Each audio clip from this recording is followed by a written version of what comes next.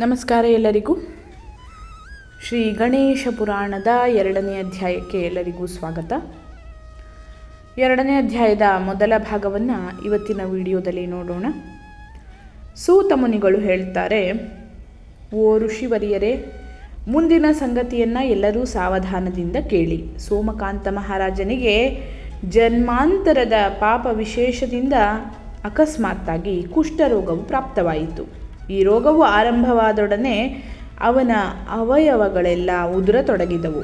ಈ ಬಗೆಯ ರೋಗಕ್ಕೆ ಗಲತ್ ಕುಷ್ಠವೆಂದು ಹೆಸರು. ಈ ವ್ಯಾಧಿಯು ರೋಗಿಗೆ ಬಹಳ ದುಃಖವನ್ನು ಮತ್ತು ಅಸಹ್ಯವನ್ನು ಉಂಟು ಮಾಡುತ್ತವೆ. ಧರ್ಮಾಚರಣೆಯಲ್ಲೇ ಯಾವಾಗಲೂ ನಿರತನಾಗಿರುವಂತಹ ಮಹಾರಾಜನಿಗೂ ಸಹ ಅತಿ ದಾರುಣವಾದ ಈ ಮಹಾವ್ಯಾಧಿಯು ಬಂದಿತು. ಇದು ಜನ್ಮಾಂತರದಲ್ಲಿ ಅವನು ಮಾಡಿದ ಪಾಪಕರ್ಮಗಳ ಫಲವೇ ವಿನ ಬೇರೆ ಯಾವ ಕಾರಣದಿಂದಲೂ ಅಲ್ಲ. ಪ್ರಾಣಿಯು ಆಚರಿಸುವ ಕರ್ಮಗಳು ಶುಭವಾಗಲಿ ಅಥವಾ ಅಶುಭವಾಗಲಿ ಅವು ತಮ್ಮ ಫಲಗಳನ್ನು ಈ ಜನ್ಮದಲ್ಲಾಗಲಿ ಅಥವಾ ಜನ್ಮಾಂತರದಲ್ಲಾಗಲಿ ಅವಶ್ಯವಾಗಿ ಕೊಟ್ಟೇ ತೀರುವವು. ಇವನನ್ನು ಹಾಗೆ ಬಿಡುವುದಿಲ್ಲ. ಈ ರೀತಿಯಾಗಿ ಸೂತ ಮುನಿಗಳು ಹೇಳುತ್ತಾರೆ. ಮುಂದೆ ಅವರು ಹೇಳುತ್ತಾರೆ, ಮನುಷ್ಯನು ಯಾವ ಯಾವ ಸಂದರ್ಭಗಳಲ್ಲಿ ಯಾವ ಯಾವ ವಿಧವಾದ ಕರ್ಮವನ್ನು ಆಚರಿಸುವನೋ ಆಯಾ ವಿಧವಾದ ಫಲಗಳನ್ನು ಆಯಾ ಸಂದರ್ಭಗಳಲ್ಲಿ ಅನುಭವಿಸಲೇಬೇಕು. ಇದು ನಿಶ್ಚಯವಾಗಿಯೂ ತಪ್ಪತಕ್ಕದ್ದು ಅಲ್ಲ. ಇದು ದೈವದ ಶಾಸನ. ದೋಣಿಯ ಸಹಾಯವಿಲ್ಲದವನು ಸಮುದ್ರದಲ್ಲಿ ಮುಳುಗುವಂತೆ ಸೋಮಕಾಂತ ಮಹಾರಾಜನು ದುಃಖ ಸಾಗರದಲ್ಲಿ ಮುಳುಗಿದನು. ಸರ್ಪವು ಕಡಿದರೆ ಯಾವ ಯಾತನೆ ಉಂಟಾಗಬಹುದೋ ಅದರಂತೆ ಅತಿ ಅಸಹ್ಯವಾದ ಯಾತನೆಯನ್ನು ಸೋಮಕಾಂತ ಮಹಾರಾಜ ಹೊಂದಿದನಂತೆ. ರಾಜನ ದೇಹದಲ್ಲೆಲ್ಲ ಗಾಯಗಳು ತುಂಬಿದವು. ಆ ಗಾಯಗಳಿಂದ ರಕ್ತವು ಸುರಿದು ರಂಧ್ರವು ಬೀಳಲಾರಂಭಿಸಿತು. ಅವನ ದೇಹದಲ್ಲಿ ರಕ್ತವು ಕೆಟ್ಟು ವಿಷಮಯವಾಗಿ ಹೋಯಿತು. ಗಾಯಗಳಿಂದ ಸುರಿಯುತ್ತಿದ್ದ ರಕ್ತವನ್ನು ಕುಡಿಯಲು ಬರುವಂತಹ ನೊಣ, ನೊರಜು ಮೊದಲಾದ ವಿಷಕ್ರಿಮಿಗಳ ಕಿತ್ತಾಟವನ್ನು ಸಹಿಸಲಾರದೆ ಆತ ಬಹಳವಾಗಿ ಕಳವಳಗೊಂಡನಂತೆ. ಸೋಮಕಾಂತನು ಕ್ಷಯರೋಗಿಯಂತೆ ಎಲುಬಿನ ಹಂದರವಾದನು. ಇವನ ಎಲ್ಲ ಇಂದ್ರಿಯಗಳು ಕುಂಠಿತವಾದವು. ಚಿಂತೆಯು ಅವನನ್ನು ಆವರಿಸಿತು. ಮನಸ್ಸು ಹತೋಟಿ ಕಳೆದುಕೊಂಡಿತು. ಆತ ತನ್ನ ಮಂತ್ರಿಗಳನ್ನು ಕರೆಸ್ತಾನೆ. ಹೊಯ್ದಾಡುವ ಮನಸ್ಸನ್ನು ಶ್ರಮದಿಂದ ಬಿಗಿ ಹಿಡಿದು ಸೋಮಕಾಂತ ಮಹಾರಾಜ ಈ ರೀತಿಯಾಗಿ ಮಂತ್ರಿಗಳಲ್ಲಿ ಹೇಳುತ್ತಾನೆ, ನನ್ನ ರಾಜ್ಯಕ್ಕೂ ರೂಪಕ್ಕೂ ಧಿಕ್ಕಾರವಿರಲಿ. ನನ್ನ ಶಕ್ತಿ, ಬದುಕು ಮತ್ತು ಐಶ್ವರ್ಯಗಳಿಗೂ ಧಿಕ್ಕಾರವಿರಲಿ. ನನ್ನ ಯಾವ ದುಷ್ಕೃತವು ಮುಂದೆ ಬಂದು ಸಹಿಸಲಾರದ ಈ ದುಃಖವನ್ನು ಕೊಟ್ಟಿರಬಹುದು. ನಾನು ನನ್ನ ದೇಹದ ಕಾಂತಿಯಿಂದ ಚಂದ್ರಮನನ್ನು ಸಹ ಜಯಿಸಿ ಬಹಳ ರಮಣೀಯನಾಗಿದ್ದನಾದುದರಿಂದ ನನಗೆ ಸೋಮಕಾಂತನೆಂದು ಹೆಸರಿಟ್ರಲ್ವೇ. ನಾನು ಅನೇಕ ಸಾಧು ಸಂತರನ್ನು, ದೀನಾನಾಥರನ್ನು, ಶ್ರೋತ್ರಿಯ ಋಷಿಗಳನ್ನು ಸಹ ಪಾಲಿಸಿರುವೆನು. ಪ್ರಜೆಗಳನ್ನು ನನ್ನ ಔರಸ ಪುತ್ರರೆಂದು ಭಾವಿಸಿ ಕಾಪಾಡಿರುವೆನು.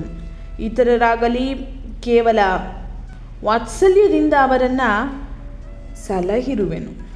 ಕ್ರೂರ ಕರ್ಮಿಗಳೂ ಅತಿ ಪರಾಕ್ರಮಿಗಳೂ ಆದ ಶತ್ರುಗಳನ್ನು ನನ್ನ ಅಮೋಘ ಬಾಣಗಳಿಂದ ಸೋಲಿಸಿರುವೆನು. ಎಲ್ಲ ರಾಜರನ್ನು ಗೆದ್ದು ಭೂಮಿಯನ್ನೆಲ್ಲ ನನ್ನ ವಶಕ್ಕೆ ತೆಗೆದುಕೊಂಡು ಸಾಮ್ರಾಜ್ಯ ಪದವಿಯನ್ನು ಗಳಿಸಿರುವೆನು. ಮುಂದೆ ಹೇಳ್ತಾನೆ ಸೋಮಕಾಂತ ಮಹಾರಾಜ, ನಾನು ಎಂದೂ ದುಷ್ಟರೊಡನೆ ಸೇರಿದವನಲ್ಲ. ಇದರಿಂದ ಮನಸ್ಸನ್ನು ಪರಿಶುದ್ಧಿಗೊಳಿಸಿರುವೆನು ಮತ್ತು ಪರಾತ್ಪರರನ್ನು ಪರಮಾತ್ಮನೂ ಆದ ಆ ಸದಾಶಿವನನ್ನು ಭಕ್ತಿ ಶ್ರದ್ಧೆಗಳಿಂದ ಆರಾಧಿಸಿರುವೆನು. ನಾನು ನಿರೋಗಿಯಾಗಿದ್ದ ಕಾಲದಲ್ಲಿ ನನ್ನ ಶರೀರಕ್ಕೆ ದಿವ್ಯವಾದ ಕಸ್ತೂರಿ ಮಿಶ್ರಿತ ಸುಗಂಧ ದ್ರವ್ಯವನ್ನು ಲೇಪಿಸಿಕೊಳ್ಳುತ್ತಾ ಇದ್ದೆನು. ದುರ್ದೈವ, ಈಗ ಅಂತಹ ದೇಹವು ಕೀವು ರಕ್ತಗಳಲ್ಲಿ ನೆನೆದು ಕೊಳೆತು ಹೋಗಿ ದುರ್ವಾಸನೆಯನ್ನು ಬೀರುತ್ತಲಿದೆ ಎಂದ ಮೇಲೆ ನನ್ನ ಬದುಕು ನಿರರ್ಥಕವಲ್ಲವೇ?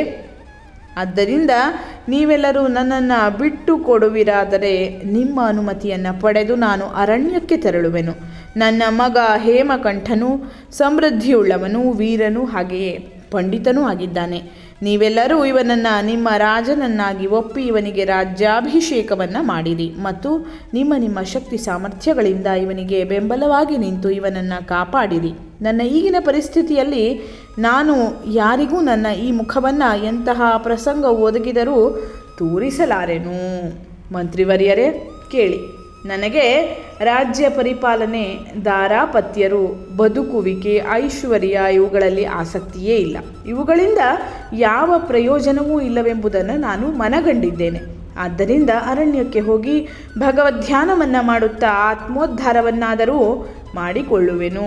ಈ ರೀತಿಯಾಗಿ ಸೋಮಕಾಂತ ಮಹಾರಾಜ ಮಂತ್ರಿಗಳ ಹತ್ರ ಹೇಳುತ್ತಾನೆ.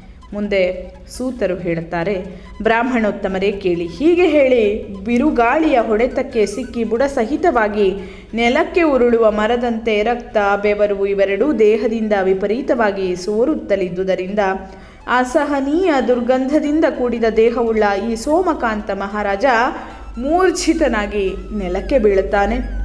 ರಾಜ ಮೂರ್ಛಿತನಾದೊಡನೆ ಮಂತ್ರಿಗಳು, ರಾಣಿವಾಸದವರು ಪ್ರಲಪಿಸಲಿಕ್ಕೆ ಪ್ರಾರಂಭಿಸ್ತಾರಂತೆ.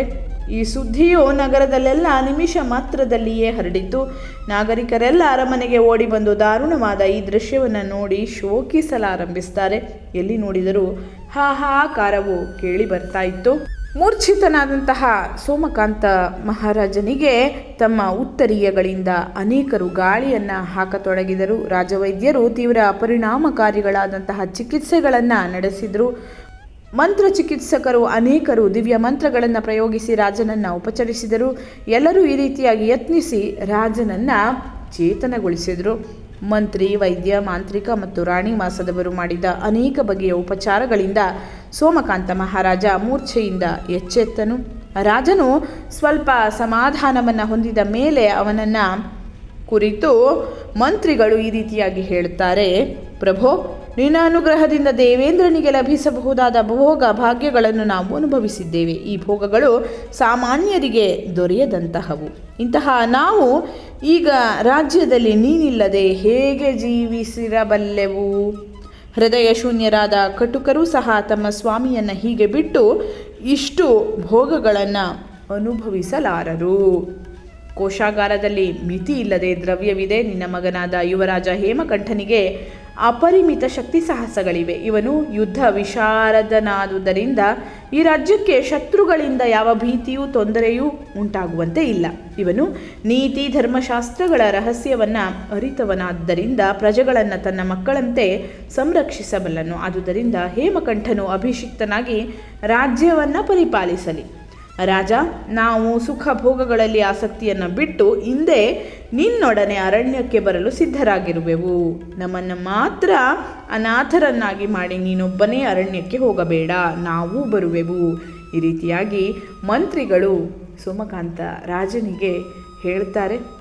ಇದರ ಮುಂದಿನ ಭಾಗವನ್ನು ಮುಂದಿನ ವಿಡಿಯೋದಲ್ಲಿ ನೋಡೋಣ. ಧನ್ಯವಾದಗಳು. ಲೋಕಾಃ ಸಮಸ್ತಾಃ ಸುಖಿನೋ ಭವಂತು.